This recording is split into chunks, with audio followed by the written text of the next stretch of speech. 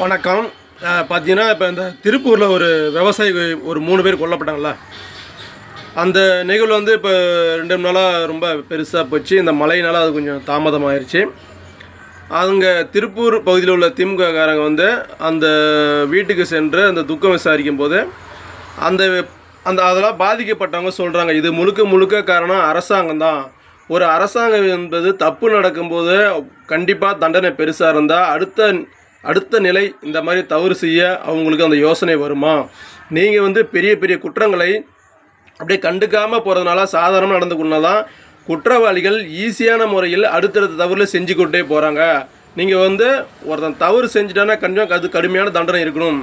இந்த காவல்துறை வந்து அந்த மாதிரி கண்டுக்காமல் அது ஒரு தண்டனை வந்து பெருசாக இல்லாதனால இந்த மாதிரி கொலைகள் வந்து நடைபெற்றுக்கிறது.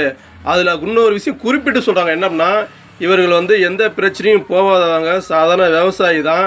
நாங்கள் ஏதாவது கட்ட பஞ்சாயத்தோ இல்லை வேறு எந்த பிரச்சனையோ பண்ணி இந்தமாரி நடந்தால் கூட இந்த கொலையை நாங்கள் ஏற்றுக்கொள்வோம். நாங்கள் எங்கள் குடும்பம் நல்ல குடும்பம், எந்த வம்பு துங்கும் போக மாட்டோம் அப்படிங்கிற கருத்தை சொல்கிறாங்க. அதுக்கு அந்த அமைச்சர், திமுக அமைச்சர் பார்த்தீங்கன்னா அப்படியே கையை கட்டிக்கிட்டு அப்படியே மௌனமாக சரிம்மா நான் பார்த்துக்கிறோமா செய்கிறோமா அப்படிங்கிற அந்த அடக்கத்தோடே இருக்கார்.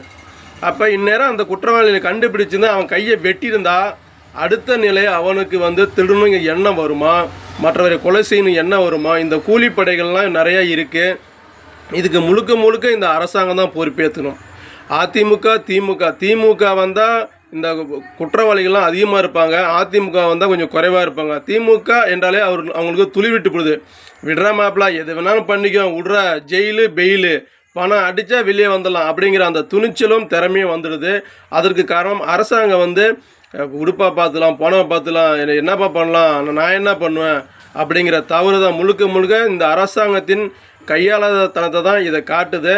அடுத்தடுத்து இந்தமாரி கொலைகள் நடக்காமல் இருப்பதற்கு அரசாங்கம் வந்து தீவிரமாக தவறு என்றால் உடனே அவனுக்கு தண்டிக்கணும், சிறு குற்றம் என்றால் திருத்தி பார்க்கணும், பெருங்குற்றம் என்றால் சுட்டு காட்ட வேண்டும்.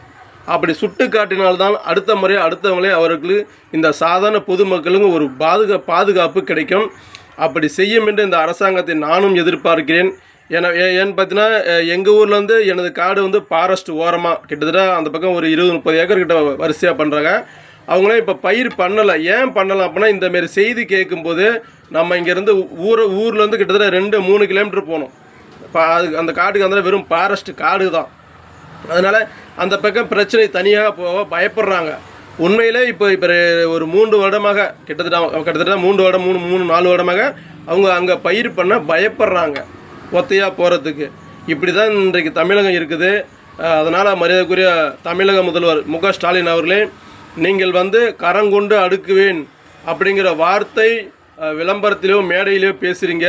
லஞ்சத்தை ஒழிப்பேன், ஊழலை ஒழிப்பேன், பசங்களுக்கு நல்ல பழக்கம் வந்து வாய் வார்த்தை மட்டும்தான் இருக்குது, வந்து செயலில் இல்லை. அந்த செயலை மீதி இருக்கும் இன்னும் 2 ஆண்டு காட்சி ஆளுங்க, இன்னும் 2 ஆண்டு ஆட்சி இருக்குது, அதில் செய்வீங்க என்று நம்பிக்கையோடு எதிர்பார்த்திருக்கிறேன். நன்றி, வணக்கம்.